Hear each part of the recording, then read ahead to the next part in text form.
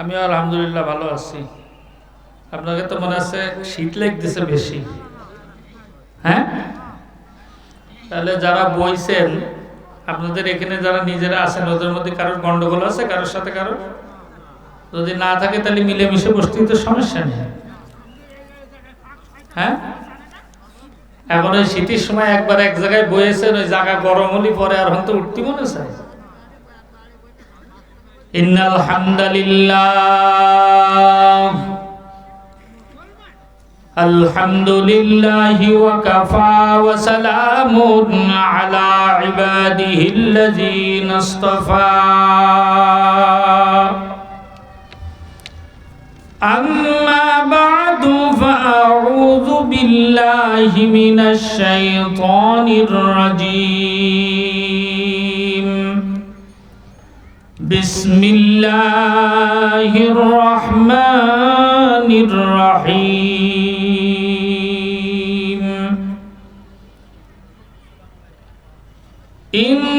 ইন্নাহু লাকুরআনুন কারীম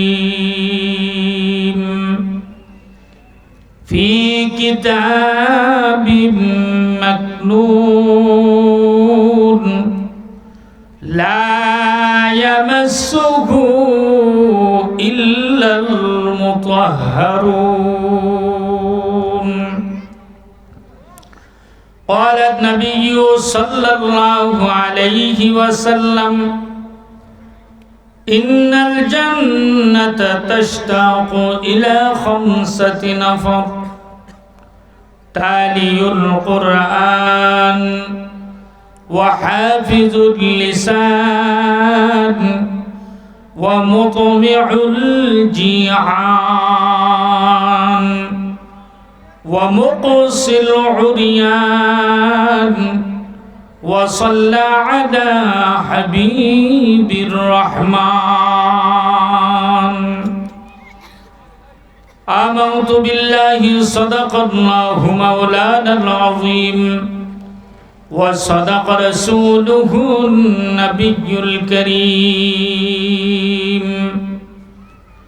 ونحن على ذلك من الشاهدين والشاكرين والحمد لله رب العالمين سبحانك لا علم لنا إلا ما علمتنا إنك أنت العليم الحكيم رب اشرح لي صدري ويسر لي أمري واحلل عقدة من لساني يفقه قولي দুরূদ ইব্রাহিম পড়ি আল্লাহুম্মা সাল্লি আলা আপনাদের লাইট খুলে দেন তো এটা আল্লাহুম্মা সাল্লি আলা মুহাম্মাদিন ওয়া আলা আলি মুহাম্মাদ কামা সাল্লাইতা আলা ইব্রাহিম ওয়া আলা আলি ইব্রাহিম ইন্নাকা হামিদুম মাজিদ اللهم بارك على محمد وعلى آل محمد كما باركت على إبراهيم وعلى آل إبراهيم إنك حميد مجيد यहाँ हम सब मुसाफिर हैं वही आखिर ठिकाना कोई आगे रवाना है कोई पीछे रवाना बलगल उला बिकमालिही कशफत दुजा बिजमालिही हसनत जमीउ खसालिही सल्लु अलैहि बारे बारे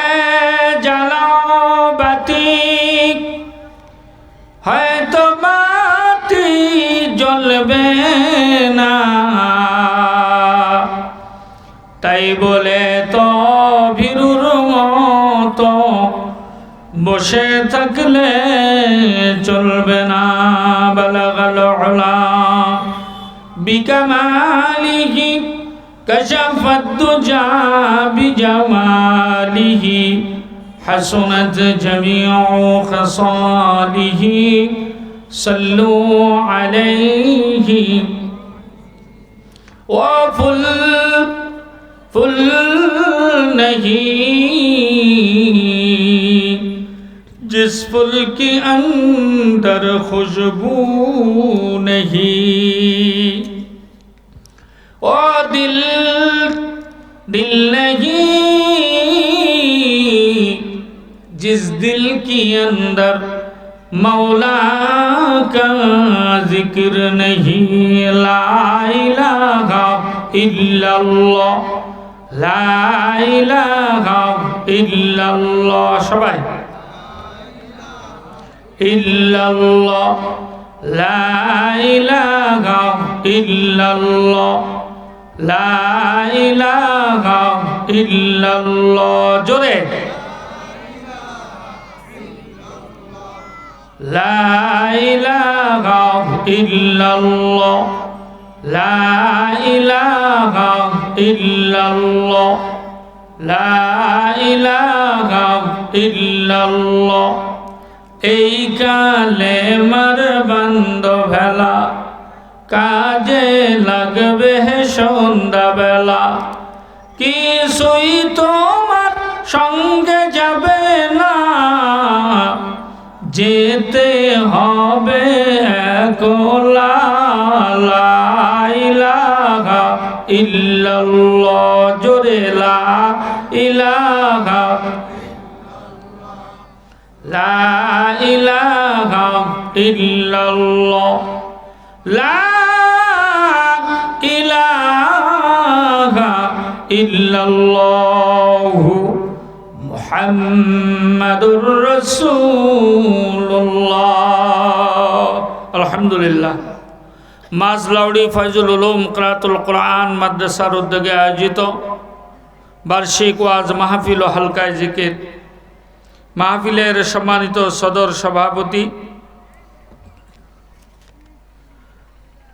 জালঝাড়া ফাজিল মাদ্রাসার সুনামধন্য শিক্ষক জনাব হযরত মাওলানা বদরুদ্দোজা সাহেব দামাত বরকাতুহুম বারাকাল্লাহু ফি হায়াতিক, সকলে বলেন আমিন।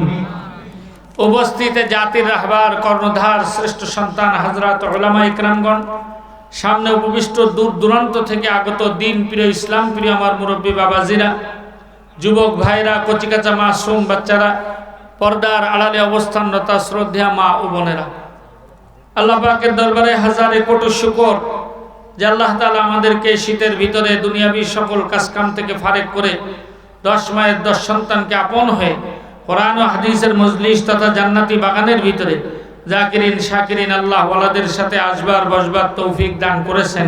আমরা কি খুশি না বেজার? সকলে জবান খুলে বলি আলহামদুলিল্লাহ। নিয়ামতের শুকরিয়া আদায় করলে আল্লাহ পাক নিয়ামতকে বাড়ায় দেয়, আর নিয়ামত না শুকরি করলে নিয়ামত আল্লাহ পাক ছিনায় নেয়। আপনি বলতে পারেন যে হুজুর কি বা এরকম নিয়ামত দিছে। আপনার যদি পুরো জিন্দেগি আপনি লাগাই দেন, শুধু আপনার না, পৃথিবীতে যত মানুষ এখন আছে সবার পুরা জীবন যদি কিয়ামত পর্যন্ত বেড়ে যায় আর সবাই যদি আল্লাহ পাকের নিয়ামত গুনাহ শুরু করে, আল্লাহ পাক বলেন হায়াত শেষ হয়ে যাবে, আমার নিয়ামত গুনে শেষ করতে পারবে না। জোরে বলেন সুবহানাল্লাহ। আল্লাহ পাক বলেন ওয়া ইন তাউদ্দু নি'মাতাল্লাহি লা তুহসুহা, গুনে শেষ করতে পারবে না। কত নিয়ামত দেখা যায়, কতগুলো দেখা যায় না। যেমন এই মানুষের পুরো দেহের ভিতরে মাথার থেকে নিয়ে পা পর্যন্ত একজন মানুষকে আল্লাহ পাক কম পক্ষে 200 কোটি টাকার সম্পদ আল্লাহ দান করেছেন। কত টাকার? 200 কোটি টাকার সম্পদ, যেগুলো বিক্রি করা যায়, যেগুলো বিক্রি করা যায় না ওগুলো তো দামই নেই। দেহের ভিতরে কিছু নিয়ামত দিয়েছে যেগুলো বদলানো যায়, যেমন চক্ষু দিয়েছেন, এই পুরো দেহের ভিতরে সব থেকে দেখা চোখে বেশি দামি হলো চোখ। চোখ যদি না থাকে পুরো দুনিয়া অন্ধকার। আপনারা যারা এখানে বসে আছেন, কাউকে যদি বলা হয় পুরো পৃথিবীর বাদশা বানাই দেওয়া হবে আর চোখ দুটো খুলে নিয়ে হবে, রাজি হবেন? কি জন্য? যে আমার চোখই যদি না থাকে দুনিয়ার বাদশা হয়ে করবোটা কি? বাথরুমে জাতি গেলেও তো আরেকজনের ধরে ধরে যেতে হবে, কথা ঠিক কিনা? এই চক্ষু যদি কারোর নষ্ট হয়ে যায়, আর একজনের চোখ যদি লাগাই দেয়, তাহলে অনেক সময় ভালো হয়ে যায়, আবার দেখতে পায়। কিডনি মানুষের একটা বড় দামি সম্পদ। কিডনি মানুষের লাগে কয়টা? একটা, কিন্তু আল্লাহ পাক দিয়েছেন দুইটা। কিডনি একটা হলেই হয়ে যায়, মানুষ বেঁচে থাকতে পারে, কিন্তু দিয়েছেন কয়টা? কথা বলতে হবে, বুবা মানুষের তো বসে দিয়েছেন দুটো। এই দুটোর মধ্যে একটা সবসময় রিজার্ভে কাজ করে, একটা যদি দুর্বল হয়ে যায় তো আরেকটা সাপোর্ট দিবে। কিডনির কাজ কি? দেহের ভিতরে, মানুষের রক্তের ভিতরে হিমোগ্লোবিন আছে, এক ধরনের জেল আছে। এটা যখন কমে যায় তখন মানুষের দেহ ভুলিয়ে যায়। দেখেন অনেকের দেহ ভুলিয়ে যায়। আবার এই কিডনি যদি রক্তের থেকে ওই পানিটাকে বের করে পেশাব না বানায় দেয়, তাহলেও শরীর ফুলে যাবে। তো কি করতে হবে?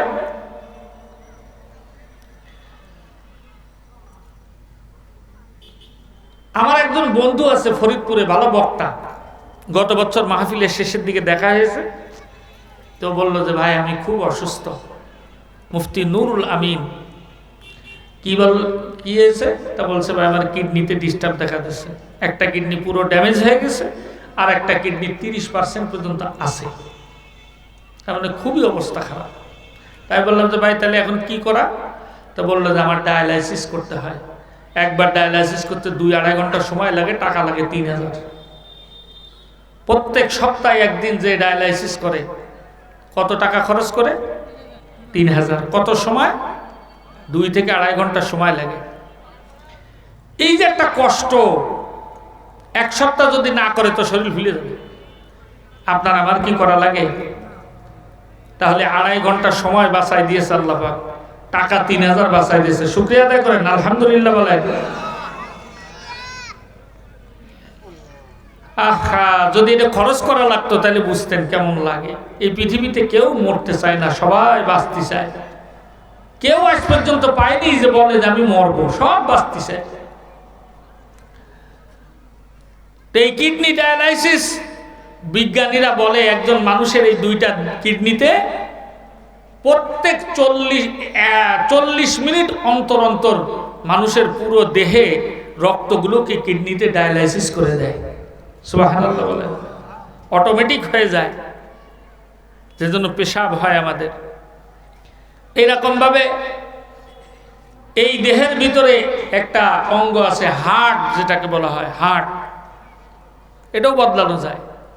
রক্ত যদি মানুষের নষ্ট হয়, রক্তও বদলানো যায়। এই যে কথা বলতেছি, জবান যদি বন্ধ হয়ে যায়, জবান আর চালু করা যায় না। কথা বলতেছি, বিজ্ঞানের এত আবিষ্কার হয়েছে, আজ পর্যন্ত বিজ্ঞান বের করতে পারলো না এই যে মানুষের যে কথা, এই কথাটা মানুষের পেটের থেকে বের হয়, বুকের থেকে বের হয়, না গলার থেকে বের হয়, কোন জায়গাতে আসে, আজ পর্যন্ত উৎস খুঁজে বের হয় না। এই কারিগরি কার? জোরে বলেন কার? এই যে মুখ দিছে, এতটুক জায়গা পৃথিবীর কারোর সাথে কারোর মিল নেই। আবার যদি কারোর মিল না থাকতো তাহলে বলতো কিছু মানুষে যে আল্লাহ মনে হয় একবারই বানাতে পারে, দ্বিতীয়বার বানাতে পারে না। এই জন্য একই মায়ের পেটে জুড়া সন্তান, যমজ সন্তান দিছে, যে দেখতে একই রকম দুটা, কথা খায় না। এই যে দম ছাড়তেছেন আর দম ভিতরে ঢুকাইতেছেন আর বের করতেছেন, আপনি মনে করেছেন এটা আপনি করতেছেন? না, এইটার পিছনেও আল্লাহ পাকের 2টা ফেরেশতা আছে। সুবহানাল্লাহ বলেন। একজন ঢুকায় দেয় আর একজন বের করে দেয়। এজন্য মানুষ যখন ঘুমায়, হাদিস শরীফের মধ্যে আসছে ঘুম হলো নিসফুল মউত, অর্ধেক মৃত। মরে গেলেই তো পুরো যায়, আর ঘুমাই গেলে অর্ধেক মৃত, মানে আবার জীবিত হয়, এই জন্য অর্ধেক মৃত। এই অবস্থায় ঘুমায় থাকলে যদি ফেরেশতারা দম নিত আর না দিত, তাহলে নিজের শক্তিতে যদি নিত তাহলে মানুষ ঘুমাইলে মারা যেত, দম নিতে পারত না। কথা কোন ঠিক কিনা? এই দুইটা ফেরেশতা আছে, হাদিস শরীফের মধ্যে আসছে যখন মানুষ ইন্তেকাল করবে তার আগে ওই দুই ফেরেশতা আসে, এসে ওই ব্যক্তির সামনে প্রকাশ পায়, বলতে থাকে, হে আল্লাহর বান্দা, তুমি এই যে 60, 70, 80, 10, 20, 15 যত জীবন বেঁচেছিলে, তোমার এই যে যত শ্বাস প্রশ্বাস নিয়েছো, এগুলো আমরা তোমাকে জোগাড় করে দিয়েছি। ঠিক তোমার আর কয়েক মিনিট বা কয়েক সেকেন্ড মাত্র আছে, এরপরে আমাদের চাকরি শেষ, ডিউটি শেষ, আমরা কিন্তু চলে যাব। যেই ফেরেশতা সালাম দেয় সাথে সাথে আজরাইল গলা চেপে ধরে, আর একবারও দম নিতেও পারবে না, ছাড়তেও পারবে না। এই কুদরত কার? জোরে বলেন কার? তুমি রহমান, তুমি মেহেরবান। বলেন, তুমি রহমান, তুমি মেহেরবান। আরো জোরে বলতে হবে, তুমি রহমান, তুমি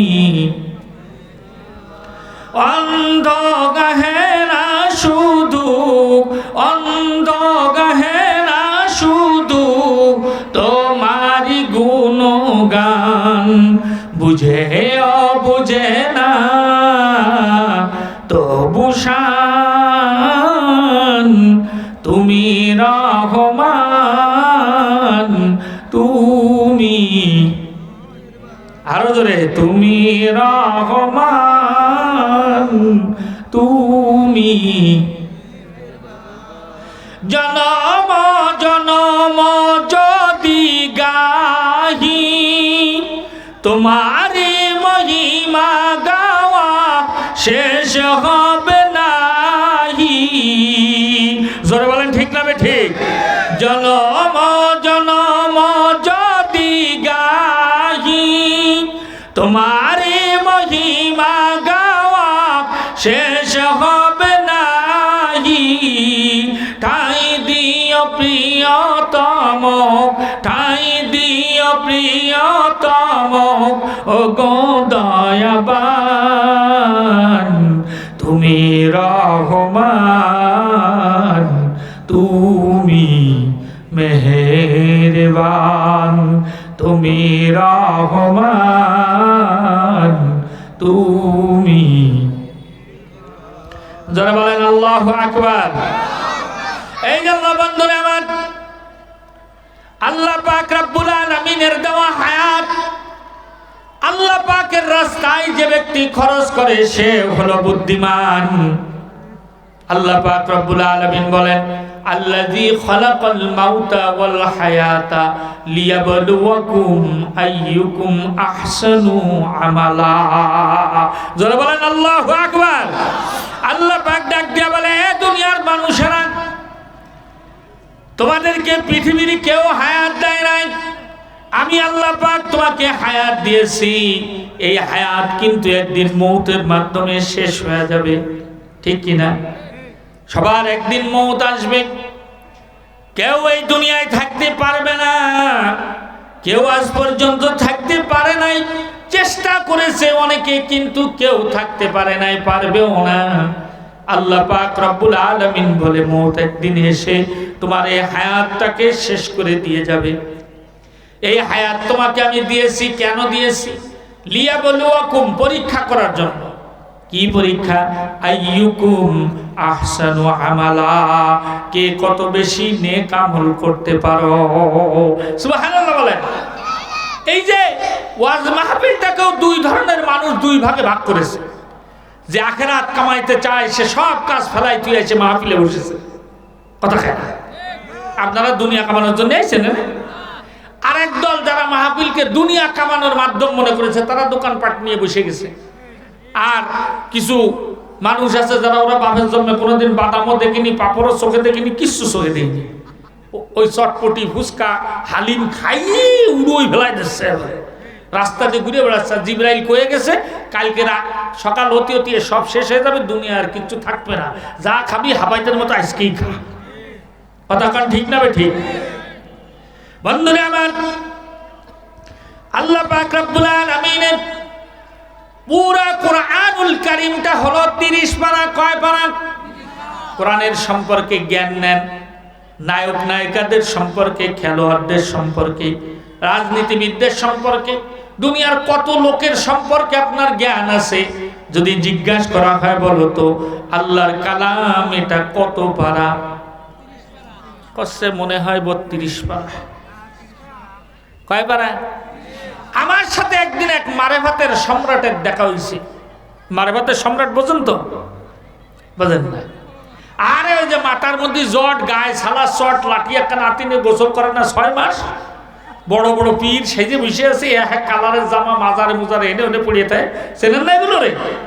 এরা মারেফাতের সম্রাট, এরা মারেফাত। আমি কই মারেফাত না, ওইটা মায়ের ভর, শুধু গাভান দিলি সব ঠিক হয়ে যাবে। কথা কান ঠিক না বেঠিক? নামাজ পড়ে না 1 ওয়াক্ত, গাঁজা খায় 3 ওয়াক্ত। নেই এরম লোক? এইরকম এক মারেফাতের সম্রাটের সাথে আমার দেখা। আমি যশোর পালবাড়ি মোড় মসজিদের ইমাম। সারা বাংলাদেশের মানুষ আল্লাহর রহমতে মসজিদ চেনে। আমি গেছি এক দোকানে পান আনতে, আমার কাছে হুজুর তোমার তো দেখে মনে হচ্ছে হুজুর মানুষ। আমার কাছে হ্যাঁ, এই মসজিদের ইমাম আমি। তাহলে তো বড় হুজুর।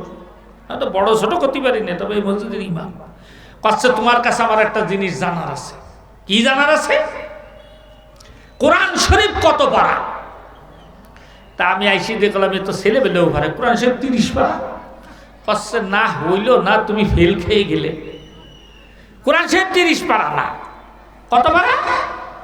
তখন কোরআন শরীফ 60 পারা। কয় পারা? এই কথা করতে হবে চাচারা, এনে কবরস্থানে বলছেন আপনারা। কয় পারা? কিনা করছে ওই সাধু যেই কইছে, আমি খট করে ওর হাত ধরে বসছি। দেখলাম যে আমি যখন প্রশ্ন করবো ও দৌড় মারবে, কারণ ও যে স্কুলের ছাত্র, ও স্কুলের হেডমাস্টার আমি। ও তো ভরিয়ে আইছি আমরা কমি মাদ্রাসায় 22-23 বছর পড়েছি, তো কি শিখেছি। আর ধরে আমি করছি, শোনো চাচা, তুমি যখন কইসাও লোকজনের সামনে সব আমার মুসল্লি, আর মুসল্লিরা মনে করবে তাহলে হুজুর মনে হয় ভালো আলেম না, কোরআন শরীফ কয় পারা করতে পারে না। আমি সারা জীবন কই আইছি 30 পারা, তুমি করছো 60 পারা। তোমার আজকে 60 পারা দেখাই দিয়ে যাও লাগবে। হ্যাঁ, কথা কান না, ঠিক না বেঠে?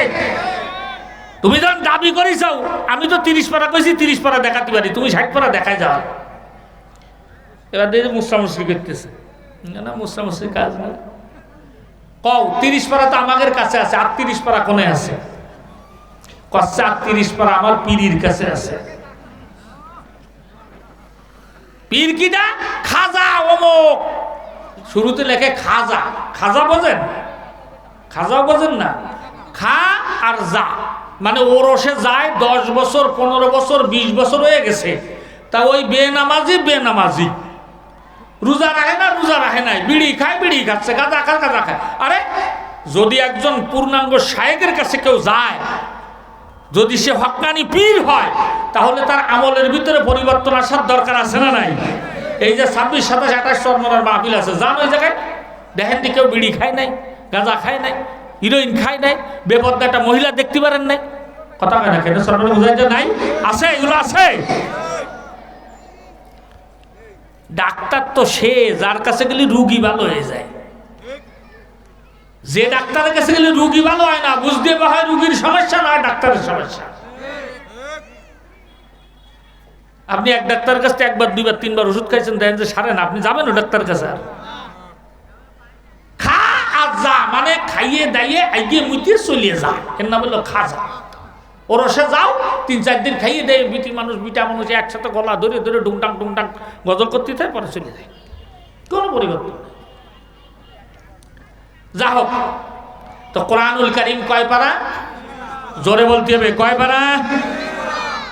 আল্লাহ পাক রব্বুল আলামিন এই 30 পারা কোরআনের ভিতরে 114টা সূরা সাজাইছেন। জোরে বলেন সুবহানাল্লাহ।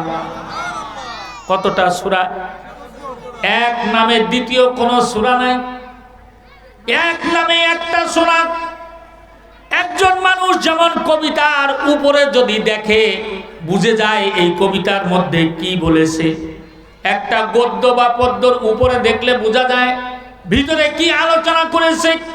আল্লাহ পাক রব্বুল আলামিন এই কুরআনুল কারীমের প্রত্যেকটা সূরার নাম এত সুন্দর করে রেখেছেন, কেউ যদি ওই সূরার ভিতরে না পড়ে শুধুমাত্র সূরার উপরের টুকু পড়ে তাতেই সে বুঝে যাবে এই সূরাটা কি সম্পর্কে। সুবহানাল্লাহ বলেন। যেমন কুরআনুল কারীমের একদম প্রথম সূরার নাম কি? জোরে বলেন। সূরা বাকারা, ফাতিহা। ফাতিহা শব্দের অর্থ হলো খোলা, বন্ধ জিনিসকে খুললে সেটাকে ফাতিহা বলে। কুরআনুল কারীম খুললে সর্বপ্রথম এই সূরা পাওয়া যায়, এই জন্য আল্লাহ তাআলা এই সূরার নাম রাখছেন সূরা ফাতিহা। জোরে বলেন সুবহানাল্লাহ। তাকবীর দেন তো, নারায়ে তাকবীর, নারায়ে তাকবীর। কোরআন সুন্নাহর আলো। হ্যাঁ, ঘরে ঘরে যাবে। কার ঘরে যাবে? ঘরে ঘরে যাবে। স্বাধীনের পরের থেকে পর্যন্ত ঘরে ঘরে জালো, ঘরে কোরআনের আলো জ্বলুক আর না জ্বলুক, টিভি জ্বলতেই আছে। দিন গেলে শুধু ঘরে ঘরে টিভি বাড়ে, কোরআন বাড়ে না, কোরআন কমে। এরকম কপাল পোড়া মুসলমান আছে, এক বছরে 365 দিনের একদিনও তার বাড়ি কোরআন পড়া হয় না, স্লোগানে উস্তাদ। কারোর আছে 10 বছর বাড়ি করেছে, একদিনও কোরআন পড়িনি। কথাখান আছে না নাই? মুসলমানের ঘরে অশান্তি কেন? ঘরে কোরআন জ্বলে না, কোরআন পড়ে না, কোরআন বোঝে না, কোরআনের অর্থ পড়ে না, তাফসীর পড়ে না, কোরআন আল্লাহ কি করতে চাইছে কিচ্ছু বুঝে না। পত্রিকা পড়তে বাদ নেই। ওরে বাবা, মিথ্যে কথা জুলি। 10 টাকা দিয়ে কিনে এনে সকালবেলা চা একটা নিয়ে আর পত্রিকা নিয়ে ফুরুত ফুরুত করে চা খাচ্ছে আর পত্রিকা পড়তেছে। যে ভর্তি পারে না সে যে টিভির দোকানে হাজির। ফজরের নামাজটা অতি দেরি, লেজ মুড়ায় উঠিয়ে যে দোকানটা একটু সাড়া দিনে কি হয়েছে দেখি, একটু দেখি। কথাখানা আছে না নাই? কয়জন মানুষ আছে ফজরের নামাজ পড়ে যে কোরআন শরীফ পড়তে বসে? খুঁজে পাওয়া যায় না। বন্ধুরা আমার, এই সূরা ফাতিহার আল্লাহ পাক রব্বুল আলামিন আরো 10 থেকে 11টা নাম লিখেছেন। এর মধ্যে একটা হলো সূরাতুশ শিফা। কি বললাম? শিফা মানে হলো ঔষধ।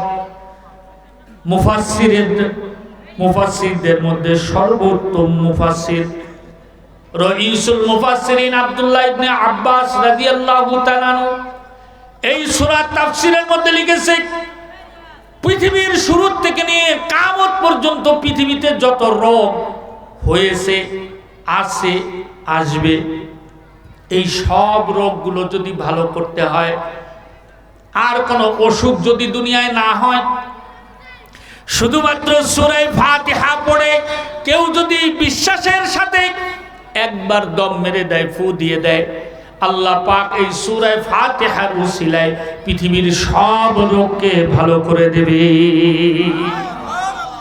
আমি যখন ঢাকা বসুন্ধরায় পড়ি, ইসলামিক রিসার্চ সেন্টার, বাংলাদেশের সর্বোচ্চ রিসার্চ সেন্টার, ওখানে আমি ইফতা পড়েছি, তাফসীর পড়েছি, হাদিস পড়েছি। এই হাদিস যখন শোনাইছে, একজন ব্যক্তি আছে ব্লাড ক্যান্সার। ব্লাড ক্যান্সার সাধারণত ভালো হয় না। উনার মেয়ে হলো বারডেমের ডাক্তার। উনি এসে বলতেছে, হুজুর আপনারা ফিরাই এই কথা কন, তা আমার ব্লাড ক্যান্সার হচ্ছে, ডাক্তার করছে সারবে না, তো এখন আমার একটু সূরা ফাতিহা পড়ে হু দিয়ে দেন, যেন সেরে যাবে। কোটি কোটি টাকার মালিক, কত কোটি টাকা লাগবে আপনার মাদ্রাসায়, সব আমি দেবো। হুজুরও সেইরকম, যারা দেখেছেন মুফতি আব্দুর রহমান সাহেবের, অত্যন্ত আমলি মানুষ। হুজুর বললেন, ঠিক আছে আপনারা 3 মাস সময় দিলাম, একদিনও ডাক্তারের কাছে যেতে পারবেন না, একটা বড়িও খেতে পারবেন না, শরীর যত খারাপ হয় হোক। যদি আপনি বিশ্বাস করে সূরা ফাতিহার পানি খাইতে থাকেন, আপনার ভালো হয়ে যাবে। সময় কয় মাস? জোরে গান। আমি উসমান গনি নিজে সাক্ষী, এটা কারো কাছে শোনা গল্প না। প্রত্যেক শুক্রবারে আসরের পরে মাগরিবের আগে সূরা ফাতিহার একটা আমল আছে হাদিস শরীফের মধ্যে। 11 বার দুরূদ শরীফ পড়বে, বিসমিল্লাহর সাথে 11 বার সূরা ফাতিহা মিলাই পড়বে। বিসমিল্লাহির রহমানির রহিম, আলহামদুলিল্লাহি রাব্বিল আলামিন, এইভাবে আবার 11 বার দুরূদ শরীফ পড়ে পানিতে ফু দেব। ওই পানি খাইলে পৃথিবীর যত কঠিন রোগ হোক না কেন আল্লাহ পাক সারিয়ে দিবে। ওখানে আমাদের ওখানে প্রায় 600-700 ছেলেমেলে ছিল মাদ্রাসায়, সবাই পড়ে ফু দিত, আরো অনেকে নেয় পানি। 3 মাস পরে যখন পরীক্ষা করা হলো, তার মেয়ে নিজে সাক্ষী দিয়েছে, যেহেতু বারডেমের ডাক্তারের মেয়ে, ওর মেয়ে বলল যে আমার আব্বার গায়ে ক্যান্সারের আর কোনো প্রকারের কিছু নাই। জোরে বলেন আল্লাহু আকবার। এই কারামতি কার? আল্লাহর কোরআনের। কোরআন এখনো জায়গায় আছে, আপনার আমার ইমান দুর্বল হয়ে গেছে। ইমান যদি সবল থাকে সূরা ফাতিহা ফু দিলে এখনো মানুষের রোগ ভালো হবে। কথা কোন ঠিক কিনা? এরপরে দেখেন কোরআন শরীফের মধ্যে পরের সূরা হলো সূরা বাকারা। বাকারা মানে হলো গাভী, বনি ইসরাইলের এক গাভীর আলোচনা আল্লাহ কোরআনের মধ্যে আনছেন, এজন্য সূরার নাম রাখছেন সূরা বাকারা। কোরআন শরীফ যখন নাজিল হলো কাফেররা এসে বলতে লাগলো মুহাম্মদ সব কিছু কোরআনের মধ্যে আছে কিন্তু কোনো ঘটনা নাই, কিসসা কাহিনী নাই, পূর্ববর্তী উম্মতের নবীদের কোনো ঘটনা নাই, এটা কেমন কিতাব? কি করে হয় এটা আল্লাহর কিতাব? আমাদের সমাজে কিছু মানুষ বলে না যে ওয়াজ করতে এসে শুধু কিসসা কয়, তাফসীর চলবে, তাফসীর আছে না কিছু, ওরে আমার তাফসীর করে। কোরআন শরীফের আয়াত একটার পর একটা কয়ে যাচ্ছে আর তরজমা কয়ে যাচ্ছে, এটা তাফসীর না। তাফসীর মানে তো ব্যাখ্যা, ও যেটা বলে ওটা তো তরজমা। তরজমা মানে অর্থ, একটার সাথে আর একটা টান আছে, এটার সাথে ওটার আছে, এটার সাথে ওটার আছে বলতে দেখলো। তাফসীর তো একটা আয়াতের তাফসীর করলে রাত রাত কেটে যাওয়ার কথা। কথা কান ঠিক না বেঠিক? ভূগোল পড়ায় মানছিরে কয় আমরা কিসসা কাহিনী কই না। রে আল্লাহ কোরআনের মধ্যে কিসসা কইছে, তোমার কত সমস্যা কি? আল্লাহ কোরআনে স্পষ্ট বলেন আহসানুল কসাস, এই কোরআনকে আমি উত্তম ঘটনা রূপে নাজিল করেছি। সুবহানাল্লাহ। কালকে কই বড়টা খাই আল্লাহ পাক রব্বুল আলামিন ডাক দিয়ে বললেন হাবিব, কাফেররা বলেছে কোরআনের ভিতরে একটা ঘটনাও নাই। আমি আল্লাহ পাক পূর্ববর্তী এক নবীর একটা ঘটনা নাজিল করে দিলাম। ছোটখাটো কোনো সূরা দিয়া না, সূরা কাউসার ইখলাস দিয়া না, সূরা ইউসুফের মতো বড় একটা সূরা নাজিল করে দিলাম। আল্লাহু আকবার বলেন। এত সুন্দরভাবে সূরা ইউসুফের মধ্যে আল্লাহ পাক রব্বুল আলামিন এই সূরাটাকে নাজিল করেছেন এত সুন্দরভাবে ঘটনা দিয়ে। পড়া শুরু করলে মনে হয় শেষ না করে উঠা যায় না। কোরআনুল কারীমের ভিতরে আপনি যদি কবিতা হিসাবে পড়তে চান, পুরো কোরআনের যেই জায়গা থেকেই পড়েন না কেন, কোরআনকে মনে হবে একটা সুন্দর কবিতার কিতাব। একটু জোরে বলেন না সুবহানাল্লাহ। আল্লাহাকুমুত তাকাসুর হাত্তা যুরতুমুল মাকাবির কাল্লা সাউফা তা'লামুন সুম্মা কাল্লা সাউফা তা'লামুন আলহামদুলিল্লাহি রাব্বিল আলামিন আর রহমানির রহিম। সবগুলো শেষে মিল আছে না নাই? কবিতা যেমন শেষে মিলায় মিলায় রাখে, ঠিক আল্লাহ পাক কোরআন ওইভাবে নাযিল করেছে। জোরে বলেন আল্লাহু আকবার। বন্ধু শুধু তাই না, শুধু তাই না, কোরআন নিয়ে যদি বিচার ব্যবস্থায় বসতে চান, কোরআনকে আল্লাহ পাক সংবিধান করে দিয়েছেন। যদি একটা রাষ্ট্র চালাইতে চায় কেউ, রাষ্ট্রে চালানোর জন্য যা কিছু দরকার সব কিছু আল্লাহ পাক কোরআনের মধ্যে বর্ণনা করেছে।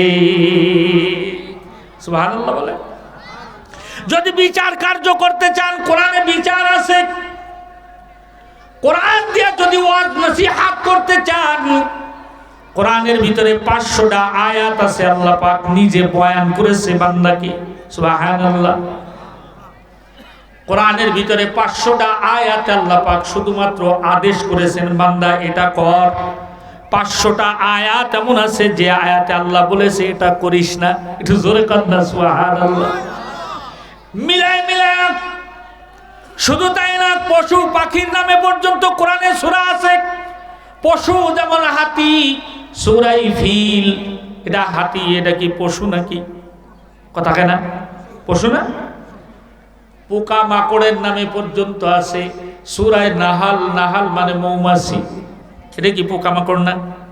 সূরায় আনকাবুত মাকড়সা। আল্লাহ পাক রব্বুল আলামিন এই কালামুল্লাহকে এমন ভাবে নাযিল করেছে, যেই অ্যাঙ্গেল থেকেই তাকান না কেন কোরআনকে আপনি পরিপূর্ণ রূপে পাবেন। জোরে কান সুবহানাল্লাহ। সমাধান চাও যদি জীবনে মরণে, খুঁজে নাও ফিরে যাও চোখ রাখো কোরআনে। সমাধান এত চির অম্লান চির মুক্তির ডাক, এ যে মহাবাণী খোদারি কালামে পাক। জোরে বলেন ঠিক না বেঠে? এ এ তো চির অম্লান চির মুক্তির ডাক, এ যে মহাবাণী খোদারি কালামে পাক। এই দুনিয়ায় আর সেই দুনিয়া, মুক্তি পাবে তুমি দোজাহানে। সমাধান সমাধান চাও যদি জীবনে মরণে, খুঁজে নাও ফিরে যাও চোখ রাখো কোরআনে। সমাধান এ বাণী সকলের নয় শুধু মুমিনের, যারাই চলবে মেনে ফল পাবে কোরআনের। জোরে বলেন ঠিক না ঠিক? এ বাণী সকলের নয় শুধু মুমিনের, যারাই চলবে মেনে ফল পাবে কোরআনের। ঘরে বলো কিংবা রাষ্ট্রে বলো, অশান্তি দূর করে শান্তি আনে। সমাধান সমাধান চাও যদি জীবনে মরণে, খুঁজে নাও ফিরে যাও চোখ রাখো কোরআনে। সমাধান। জয় বলেন আল্লাহু আকবার। বন্ধুরা আমার, এই জন্য আল্লাহ পাক রব্বুল আলামিন বলেন, এইটা যেহেতু আমার কালাম, আমার ভিতরে যেমন কোনো সন্দেহ নাই, সন্দেহের লেশ মাত্রাও নাই। আমার কোরআনের ভিতরেও যত কথা আমি বলেছি, কোন কথার ভিতরে কোনো রকম সন্দেহ নাই, কোন রকম সন্দেহের লেশ মাত্র নাই। সুবহানাল্লাহ বলেন। আল্লাহ বলেন লা রাইবা ফীহ, কোন রকম সন্দেহ নাই। এবং এই কালাম আমি যেমন বড়, আমার কালামও তেমন বড়। আমি আল্লাহ যেমন সবার শ্রেষ্ঠ, আমার কালামও তেমন সব বইয়ের শ্রেষ্ঠ। জোরে কান আল্লাহু আকবার। এজন্যই তো নবী আমার বুখারীর হাদিস বর্ণনা করেছে। রাসূল বলেন, قال النبي صلى الله عليه وسلم خيركم من تعلم القرآن وعلمه। এই পৃথিবীর ভিতরে যে কোরআন পড়ে সে হলো সর্বশ্রেষ্ঠ শিক্ষার্থী, আর যে কোরআন পড়ায় সে হলো সর্বশ্রেষ্ঠ শিক্ষক। জোরে কোন সুবহানাল্লাহ। সমাজের মানুষ তাকে দাম দিক বা না দিক, আজকে সমাজে যারা কোরআন পড়ে তাদেরকে কমা মনে করে, কয় যারা খয়রাতি ধর্ম শিখতেছে। নাউজুবিল্লাহ। আল্লাহর কোরআন যার মধ্যে নাই, সে পৃথিবীর সব থেকে বড় শিক্ষক, শিক্ষিত হলেও সে মূর্খ। জোরে কন ঠিক না ঠিক? জোরে কন। সে যদি পৃথিবীর শ্রেষ্ঠ শিক্ষক হয়, তারপরেও সে মূর্খ, কারণ তার ভিতরে কোরআন নাই। এটা আমার কথা না, আল্লাহর রাসূল বলেন, কাল বাইতুল খরিব, উজাড় ঘরের মতো, বিরান ঘরের মতো, যে ঘরে কেউ বসবাস করে না, ওই ঘর যেমন উজাড় ঘর, যার ভিতরে কোরআনের একটা অংশ নাই, ওই মানুষটাও উজাড় মানুষ। তাহলে কোরআন শেখার দরকার আছে না নাই? জোরে বলেন, দরকার আছে না নাই? আল্লাহর নবী বিশ্বনবী রাহমাতুল আলামিন বলেন, এই কোরআন শিখনে ওয়ালা বাচ্চা সে হলো নবীর মেহমান। একটু জোরে কোন সুবহানাল্লাহ। কার মেহমান? জোরে কোন, জোরে কোন। কার মেহমান? নবীর মেহমান। কে যেমন ভাবে কারোকে সম্মান করলে, ওই মেহমানকে সম্মান করলে তাকে সম্মান করা হয়, ঠিক তদ্রূপভাবে কেউ যদি তালেবে ইলমকে ইজ্জত করে, আল্লাহ পাক রব্বুল আলামিনের হাবিবকে সে কেমন যেন ইজ্জত করলো।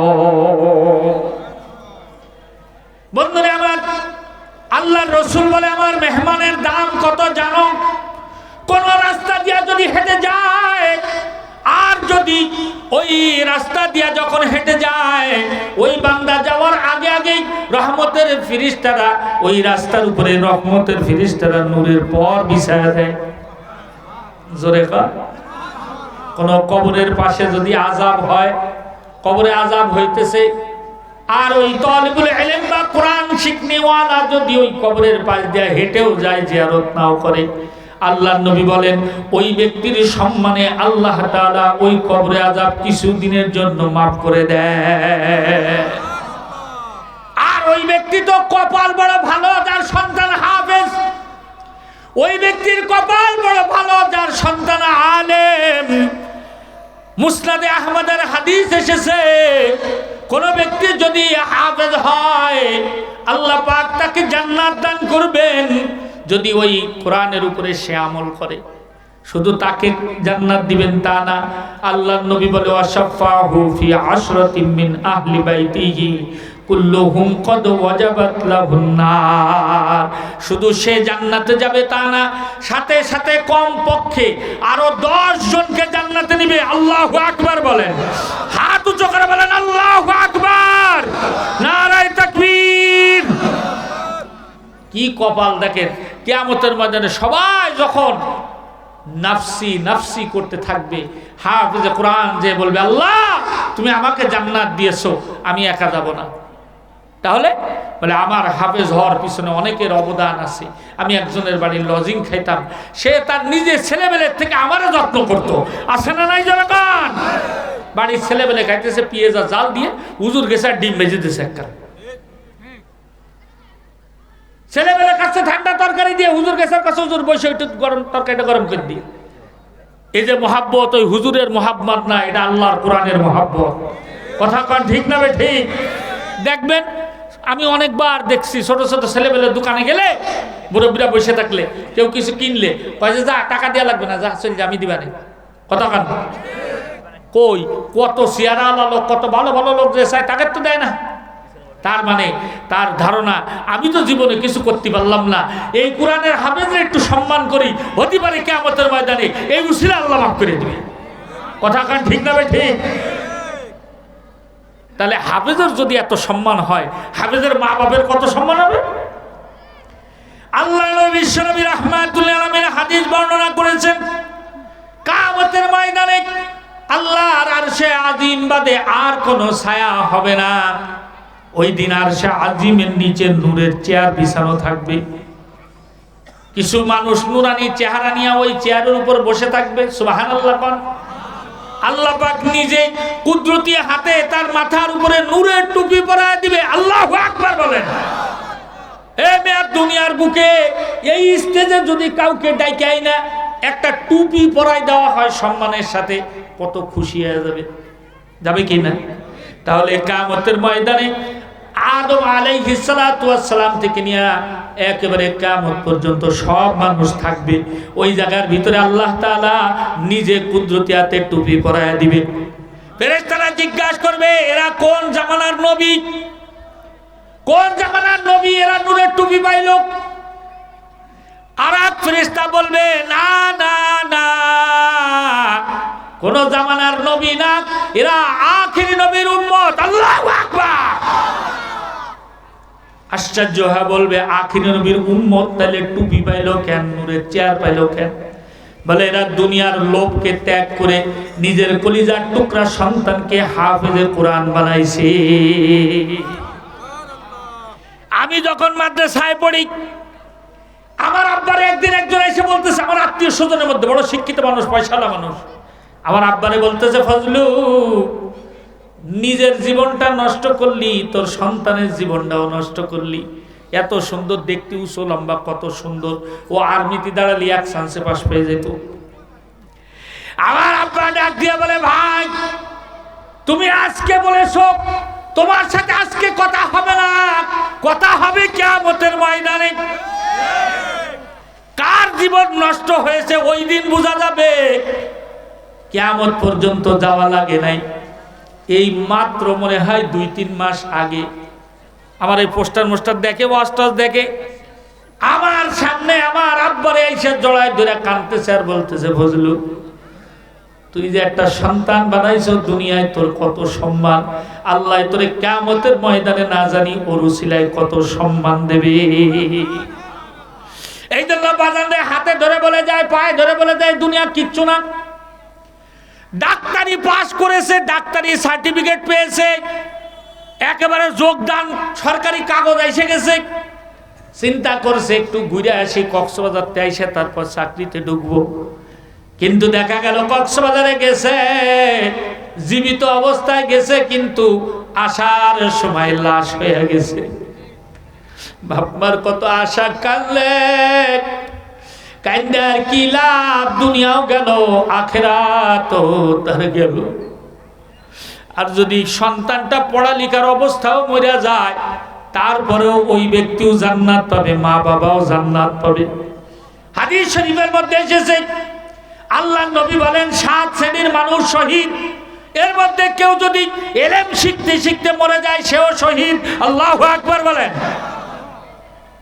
সুতরাং বাজান রে, আপনাদের কাছে হাতে ধরে বলে যায়, পায়ে ধরে বলে যায়, এলাকায় মাদ্রাসা হয়েছে, মোহাব্বত করেন মাদ্রাসার সাথে, আলেমদের সাথে। এই দুনিয়াও আপনি ঠকবেন না, আখিরাতের জীবনেও আপনি ঠকবেন না। হাদিস কোরআন রিসার্চ করলে দেখা যায় এই দুনিয়ার জীবনে যারা আপনার রক্তের সম্পর্কের মানুষ, এই মানুষগুলো কিয়ামতের ময়দানে সম্পর্ক অস্বীকার করবে। ইয়াউমা ইয়াফিরুল মারউ মিন আখিহি ওয়া উম্মিহি ওয়া আবিহি। এই আওয়াজ হয় তোমরা শুনতেছো না? কল লাগবে কেন? কিয়ামতের ময়দানে অনেক মানুষ আছে যারা আত্মীয় স্বজন অস্বীকার করবে, এমনকি সন্তান পর্যন্ত অস্বীকার করবে, স্ত্রী অস্বীকার করবে, বাপ অস্বীকার করবে। কিন্তু এই রক্তের সম্পর্ক থেকে দ্বীনের সম্পর্ক যার সাথে, আমি আল্লাহর কসম করে এই চেয়ারে বসে বললাম, দ্বীনের সম্পর্ক সে অস্বীকার তো করবেই না, দৌড়াই আইসে আরো জড়ায় তুলবে। যদি দেখে জাহান্নামের লাইনে দাঁড়ায় গেছে, হাফেজে কোরআন দৌড়ায় যায় জড়ায় ধরবে। চাচা আজকে টেনশন নিবেন না, চিন্তা নিবেন না, আমি যেই মাদ্রাসায় পড়ছি ওই মাদ্রাসায় আপনি কত চাউল দিছেন, ডাউল দিছেন, টাইলস লাগায় দিছেন, জানলা লাগায় দিছেন, দরজা লাগায় দিছেন, আমরা ঠান্ডায় কষ্ট পাইতাম, কার্পেট কিনে দিছেন, আপনারে আজকে থুইয়া আমরা জান্নাতে যাব। দৌড়ায় যায় জড়ায় ধরে। ওই ব্যক্তি তখন চিন্তা করবে, আহারে আমার রক্তের সন্তান কোথায় গেল, আর এই দ্বীনের সম্পর্ক কোথায় গেল। আপনাদেরকে একটা ঘটনা শোনায়, পূর্ববর্তী যুগের 150 বছর আগের, বেশি না। একবার একজন আলেম ওয়াজ করছে, বাবারে কেউ যদি একটা মাদ্রাসা করতে পারো, নবীর ঘর করতে পারো, তাইলে তোমার আল্লাহ জান্নাতে ঘর দেবে। সুবহানাল্লাহ কর। নবীজির স্পষ্ট হাদিস, কেউ যদি মাদ্রাসা বানায় অথবা 1 টাকা দিয়া যদিও সহযোগিতা করে, আল্লাহর নবী বলেন ওই ব্যক্তিও কিয়ামতের ময়দানে পুরস্কার স্বরূপ জান্নাতের একটা ঘর পাবে। সাহাবীরা পাগল ছিল জান্নাতের জন্য। যায়েদ ইবনে আরকাম দাঁড়ায় বলে, ও আল্লাহর নবী, আমার একটা ঘর আছে মাদ্রাসার জন্য দিয়া দিলাম। সুবহানাল্লাহ কর। নবী আমার সাহাবীদের নিয়ে দেখতে গেছে, যা দেখে একটাই মাত্র ঘর যায়েদ ইবনে আরকামের, আর কোনো ঘর নাই। আমরা তো চিন্তা করতাম দুটো থাকলে একটা দিবানে, কিন্তু যায়েদের একটাই ঘর। আল্লাহর নবী ঘুরে ঘুরে দেখা পছন্দ করলেন, বললেন ঠিক আছে আজকের মাদ্রাসা এই জায়গায় হবে। কিন্তু তাকায় দেখেন পাহাড়ের দিকে 2টা বাচ্চা দেখা যায়। আল্লাহর নবী বলে, যায়েদ এই রোদ্রের মধ্যেই বাচ্চা দুটো এই জায়গায় কি করে? বলে, ইয়া রাসূলুল্লাহ, ওটা অন্য কারোর বাচ্চা না, ওটা আমি যায়েদের বাচ্চা। আল্লাহর নবী বলে, তুমি ঘর থুয়া বাচ্চারে কেন বাগানে থুয়া আইছো, পাহাড়ে থুয়া আসলা? নবীজি মনে করছে তার আরো ঘর আছে, এই জন্য মনে হয় একটা দিয়া দিছে। যায়েদ ইবনে আরকাম কান্দে আর বলে, ওগো নবী, আপনি যখন বলেছেন যে কেউ যদি কোরআন শিখনেওয়ালার জন্য ঘর দেয় সে জান্নাতে ঘর পাবে, আমি চিন্তা করলাম এই দুনিয়ার ঘর আর কয় দিনের ঘর, এটার মালিক তো আমি না।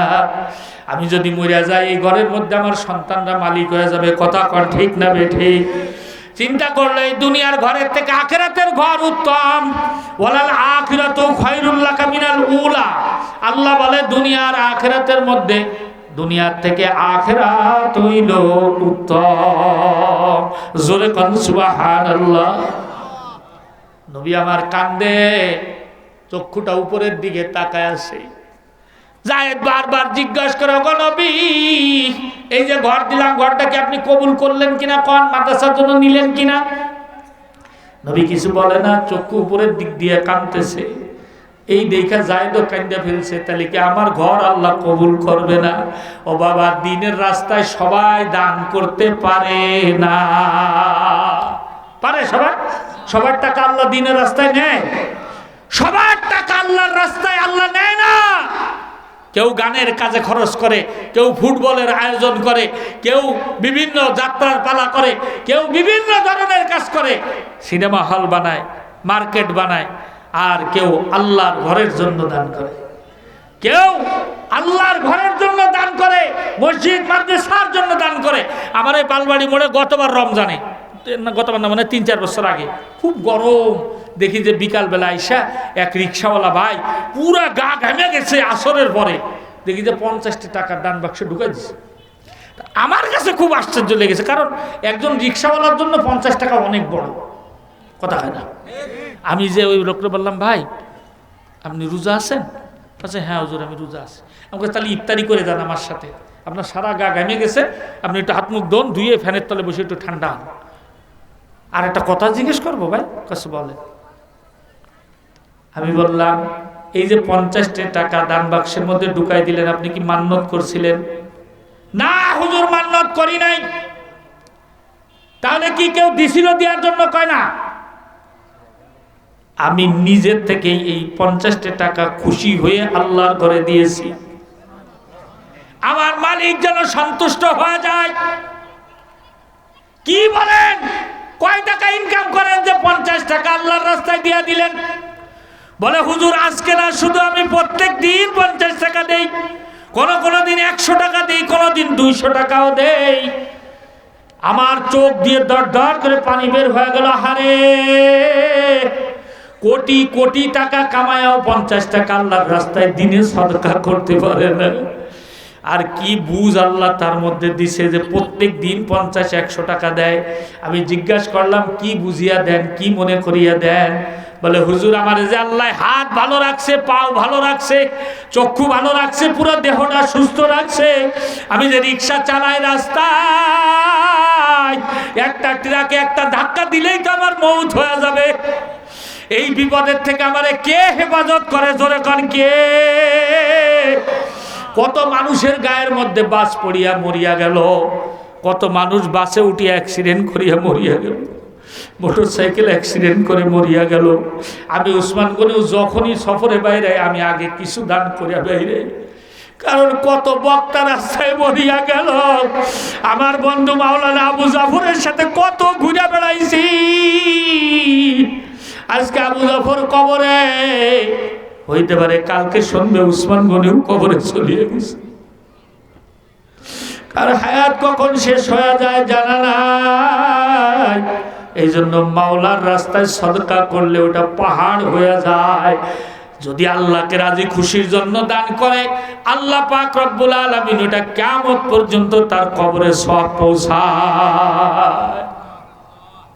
সাদকায়ে জারিয়া যেটারে বলে, রাসূল বলেন মানুষ মরে গেলে সব আমল বন্ধ হয়ে যায়। যত বড় বুজুর্গই হও, আমল বন্ধ, কিন্তু 3টা কাজ করলে আমল চালু থাকে। একটা হলো, যদি নেককার সন্তান রেখে যাও, ও যতদিন আমল করবে তুমি সব পাইবা। আবার আকাম করলে সেটাও পাবা, শুধু ভালোটা পাবে তা না, খারাপটাও পাবে। 2 নাম্বার হলো, ভালো কোনো কথা শিখেছো, ওটা কাউকে শিখাইছো, কিয়ামত পর্যন্ত সব পাবা। যেমন আমি ইলম শিখছি, আপনাদেরকে এখন শিখাইতেছি। আর একটা হলো যে সাদকায়ে জারিয়া, আল্লাহকে রাজি খুশি করার জন্য কেউ যদি দেয়, আল্লাহ তাআলা ওটা কবুল করে কিয়ামত পর্যন্ত সওয়াব দিতে থাকে। জোরে বলেন সুবহানাল্লাহ। আর আল্লাহ কোরআনে ওয়াদা করছেন, মা ইউকরিদুল্লাহ করদান হাসানান ফায়ুযাইফা লাহু আজরা। আমি আল্লাহ ওয়াদা করলাম যে আল্লাহর রাস্তায় সদকা করবা, এটা দান না, এটা আমি আল্লাহকে কর্জ দিছো, ধার দিছো। একটু জোরে কর না সুবহানাল্লাহ। মানুষ ব্যাংকের তো লোন নেয়, এখন যদি আপনি একজনের কাছে শোনেন ও ব্যাংকের লোন দেয়, তা আপনি কি মনে করবেন তা অনেক ধনী লোক না? কথা খায় না। আল্লাহ পাক মানুষে দেয়। আল্লাহ পাক বলতেছে, দ্বীনের রাস্তায় খরচ করলি মানে আমি আল্লাহরে কর্জ দিলি। এটাতে দেব কিভাবে? দুনিয়ায় দেব 10 গুণ, আখিরাতে দেব 90 গুণ। সুবহানাল্লাহ। আরো আস্তে করে কোন সুবহানাল্লাহ। তো এই কথা শুনে ওই ব্যক্তি চিন্তা করলো, তাহলে আমি একটা মাদ্রাসা করি। এক ব্যক্তি নিজের জমিতে একটা মাদ্রাসা করছে, জমিদার মানুষ। বিবিরে যায় বলতেছে, শোনো আমাদের তো কোনো সন্তান নাই, ছেলে নাই, মেয়ে নাই, কিছু নাই, আমরা একটা কাজ করি, একটা মাদ্রাসা করি, নবীর মেহমানখানা, ওখানে নবীর মেহমানরা থাকবে, এলেম কালাম শিখবে, খাওয়া দাওয়ার থেকে পড়া যা কিছু সব আমরা ব্যবস্থা করব। বিবি কাছে তাহলে তো ভালোই হয়। স্বামী আর স্ত্রী দুইজনে মিলে একটা মাদ্রাসা করে ফেললেন। স্বামী বাজার করে নিয়ে আসেন, স্ত্রী বাড়িতে পাক করিয়া করিয়া তাদেরকে খানা দেয়। আর স্বামী কান্দে করে, ওই যে ফেরি করে বাঘ আছে না, বাঘ চেনেন না, এই বাঘের এক পাশে একটা ডেকচিতে ভাত নেয় আর এক পাশে তরকারি নেই। স্ত্রী রান্না করে দেয় আর স্বামী কান্দে করে নিয়ে যায়। যায়া মাদ্রাসার মধ্যে উস্তাদের সামনে ওই ড্যাগ রাখে, নেন উস্তাদজি সময় মতো খানা নিয়ে আসছি, নবীর মেহমানদের খাওয়া। নবীর মেহমানগুলো ওই জায়গায় খানা খায় আর সে দূরে এরকম হাত বেঁধে দাঁড়ায় থাকে, তাকায় আর হাসে আর মনে মনে কয়, আল্লাহ তোমার নবীর মেহমানদের খাওয়ানোর মতো তুমি আমারে সুযোগ করে দিছো, শুকরিয়া আলহামদুলিল্লাহ। এখন মাদ্রাসার পোলাপানের পিছে শয়তান কিন্তু বেশি দেয়, কথা হয় না? ওরা স্কুলের গুলোর পিছে যায় কি করবে, ওগুলো যে শয়তান, শয়তান ওখানে দেখলি কয় আসসালামু আলাইকুম। তো শয়তান ওইগুলো তো প্রত্যেক জনের জন্য একটা একটা শয়তান আছে, তো ওগুলো তো লাগে না, ওগুলো কি করবে? তো ওগুলো সব মাদ্রাসার হুজুরের পিছনে লাগাইতেছে। ওই শয়তানি করা করে। তো এই লোক যে বাঘ নিয়ে আসে, এই বাঘ আনতে আনতে এই কান্দের এখানে ভুলিয়ে গেছে, একদম ম্যাচ পড়ে গেছে আর কি। তো পোলাপান দুষ্টমি করে ওর নাম রেখেছে উট। উটের গলার এখানে এরকম ভোলা না, তো পোলাপান যে ওই ভাত নিয়ে আসে, ওরা ও যেন শোনে না, এইভাবে কয়, ওই দেখ ওই দেখ উট আসতেছে, ভাত নিয়ে উট আসতেছে। টিটকারি করে একজন আরেকজন রে মস্কারি করে। ঘটনা চক্রে একদিন খানা নিয়ে আসতেছে ছোট্ট একটা বাচ্চা, এই 8-10 বছরের বাচ্চা, সে খেয়াল করেনি, ও জোরে কয়ে ফেলেছে, ওই দেখ উট আসতেছে খানা নিয়ে। এই কথা কওয়ার সাথে লোক তো সাধারণ মানুষ, মনে খুব কষ্ট লেগেছে। আরে আমার জমি ঘর আমি করে দিলাম, হুজুরির বেতন আমি দিই, তোদের খাওয়া পড়া সব আমি দিই, আমারও উঠ বানালি, যা তোদের আর খাদ্য বানা। রাগ হয়ে গেছে, খারাপ বিনা শেষ হয়ে গেল। ডেকসি ডুকসি আইনা বাড়ি ধুয়া উঠা রাখে। বিবি বলতেছে কি সমস্যা, পরে রক্তে খানা নিয়ে যাইবা না? কয় কথা কবি না, সব মিজাজ খারাপ। তো কি হয়েছে একটু বলো। বলে মাদ্রাসার তলবে এলেমগুলো আমার নাম রেখেছে উট। এত কষ্ট করে মাদ্রাসা করলাম, বিল্ডিং করলাম, খাওয়াইলাম, পড়াইলাম, এগুলো একটা মানুষ না, এগুলার কোনো কাজে লাগবে না। বন্ধ মাদ্রাসা, আজকের থেকে খানা বন্ধ, হুজুরদের বেতন বন্ধ। হয় না অনেক সময় এলাকায় একজনে আকাম করে ফেলছে, হয়তো বুঝা হোক না বুঝা হোক, অথবা কোন একটা দুষ্টামি করে ফেলছে, এলাকার মাতব্বর ভাষা বন্ধ, চলবে না, বন্ধ। মাদ্রাসা বন্ধ হইলে হুজুরেরও কোনো ক্ষতি নাই, তলবে ইলমেরও ক্ষতি নাই, সব থেকে বড় ক্ষতি হইল এলাকা। কইতে পারেন হুজুর কেমনে? এই মানুষ শুনে রাখো ভালো করে, রাত যখন গভীর হয়ে যায়, আল্লাহ তাআলা হাদিসে কুদসি বর্ণনা করেছে, রাত যখন গভীর হয়ে যায়, পৃথিবীর সব নীরব হয়ে যায়, আল্লাহ তাআলা সপ্ত আসমান থেকে প্রথম আসমানে এসে যায়, ডাকতে থাকে, আয় কে অভাবগ্রস্ত আছিস, আমার কাছে চাও, অভাব দূর করে দেব। সুবহানাল্লাহ বলেন। কে অসুস্থ আছিস, আমার কাছে চা, আমি তোকে সুস্থ করে দেব। কার বিপদ আপদ আছে, আমার কাছে চা, আমি বিপদ আপদ দূর করে দিব। সব মানুষ তখন ঘুমায় থাকে, কিন্তু এই ছোট্ট ছোট্ট বাচ্চাগুলো শীত নাই গরম নাই, 3টা, 3:30, 4টার দিকে অজু করে, ঠান্ডা পানি দিয়ে অজু করে নামাজ পড়তে দাঁড়ায় যায়। কথা ঠিক না বেটি?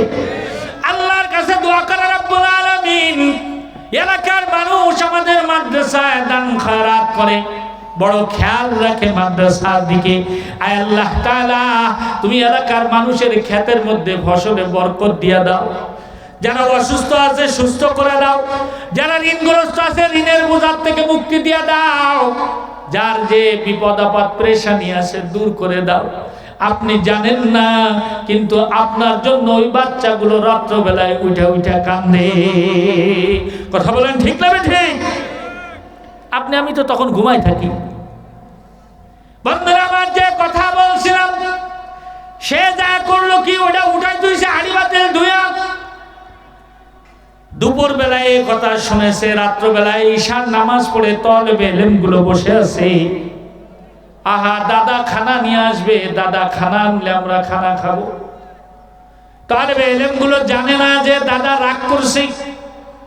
ঈশার নামাজ পড়ে দাদা ঘুমায় পড়ছে।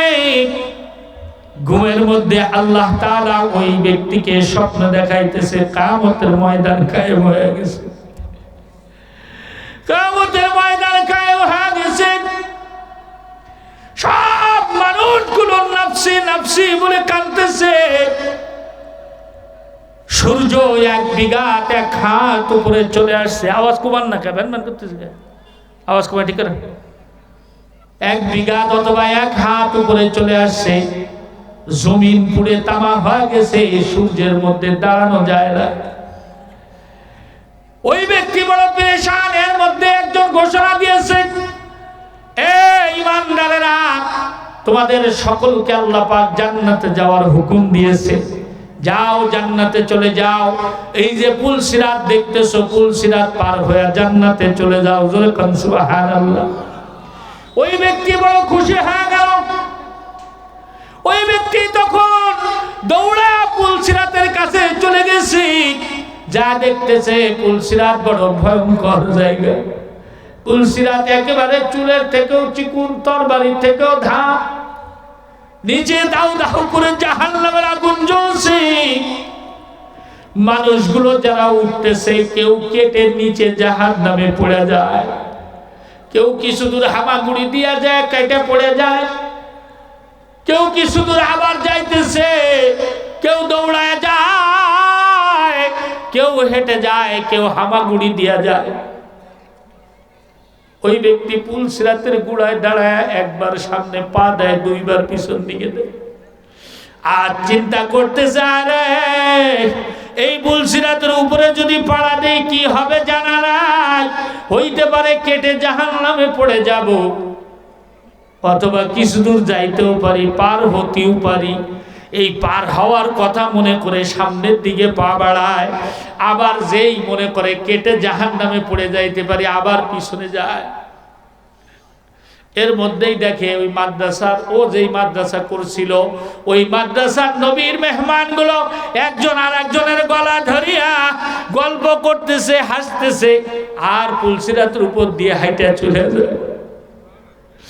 বিপদের সময় মানুষ বড় আশা করে, যেমন ডুবে যাওয়ার সময় হাত উঁচা করে আশা করে কেউ যদি একটু দেখে তাহলে আমারে বাঁচাবে। কথা কোন ঠিক না বেঠিক? ওই ব্যক্তি চিন্তা করল, আমার মাদ্রাসার তালিবে ইলমগুলো সব চলে যাইতেছে, দেখি আমার দিকে কেউ একটু তাকায় কিনা। যদি চিনতে পারে তাইলে তো ওদের দইরে আমি পুল সিরাত পার হয়ে যাইতে পারবো। কথা কোন ঠিক না? আল্লাহর বান্দা তাকা দেখে, এক এক করে সব চলে যায়। কি করবে চিন্তা করতেছে। লাস্টে দেখে ওই ছোট্ট 2টা বাচ্চা, ওই যে যেটা উট কইছিল ওইটা, আর একটা বাচ্চা, ওরা 2জন পুল সিরাতের উপরে উঠে গেছে। কিছু দূর যখন চলে গেছে, ওই লোকের মন একেবারে খারাপ হয়ে গেছে, যা তাইলে বুঝি আর কোনো কাম এলো না। এর মধ্যে ওই যে উট বলেছে, ওই বাচ্চাটা, ওই সাথের বাচ্চাটাকে বলতেছে, আরে আমরা তো সবাই চলে যাই, ওই দেখ পুল সিরাতের গোড়ায় আমাদের দাদু দাঁড়ায় রয়েছে।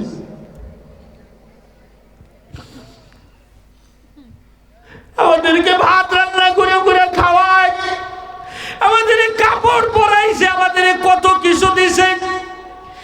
আয় আয়, আবার দাদুরে রাইখা যাওয়া যায় না। আল্লাহু আকবার বলেন। ওই ছোট্ট বাচ্চা 2টা আইসা ওই মুরব্বীর একজন 1 হাত ধরছে, আর একজন 1 হাত ধরছে, ধরে বলে, দাদু কোনো টেনশন নাই, কোনো চিন্তা নাই, কোনো চিন্তা নাই। তুমি তো আমাদের হাফেজি পড়ানোর জন্য রান্না করছো, মাদ্রাসা করেছো, রান্না করে খাওয়াইছো, কত আদর করেছো। আমরা আজকে তোরে তুই আজামুলা।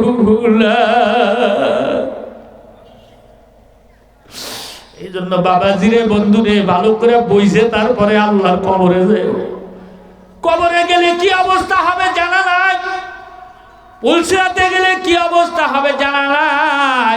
কিন্তু এই তলবে ইলমগুলো আমাদেরকে প্রত্যেকটা ঘাটে ঘাটে উপকারে লাগবে। কথা কন ঠিক না বেঠিক? বন্ধুরে, এই কোরআনী মাদ্রাসার জন্য এই জায়গায় যারা বসেছেন, কোরআনী মাদ্রাসার মসজিদ, আল্লাহর ঘর, মসজিদের কাজ চলতেছে। ওই জায়গায় হাফেজি যারা পড়বে, ওরা কোরআন পড়বে দিনরাত 24 ঘন্টা। মসজিদের অনেকগুলো কাজ বাকি রয়েছে। 6টা 7টা জানালা দরকার। এক একটা জানালা বেশি না, মাত্র 6,000-7,000 টাকা। এখানে যারা আছেন, অনেক মানুষ আছেন যারা নিজের মা মরে গেছে, বাপ মরে গেছে, নিজের হাতে নিজে কবরে রেখে আসছেন। কত টাকা কত দিকে এদিক ওদিকে চলিয়া যায়। আজকে এই কোরআনের মাহফিলে আমি দোয়া করব, হুজুর প্রধান বক্তাও দোয়া করবেন। দেখি কে আছেন যে হুজুর মার নামে 3,000, বাবার নামে 3,000, মানে 6,000 টাকা দিয়ে একটা জালনা লাগাই দিবেন। আমি দোয়া করব আল্লাহ তাআলা এই উসিলায় আপনার জান্নাতে ঘর দিবে। কে আছেন যে হুজুর আমি আছি, একটা জানালা 6,000 টাকা দিয়ে আমি বানাই দিব ইনশাআল্লাহ? বলেন হিম্মত করে। আল্লাহ তাআলা আপনার মালে বরকত দান করবে। দোয়া করব আপনার মা বাবার কবর আল্লাহ জান্নাতের বাগান বানাই দিবে। 6,000 টাকা এরকম আহামরি বেশি কিছু না। এখন ডাক্তার দেখাইতে গেলে, পরীক্ষা নিরীক্ষা করতে গেলে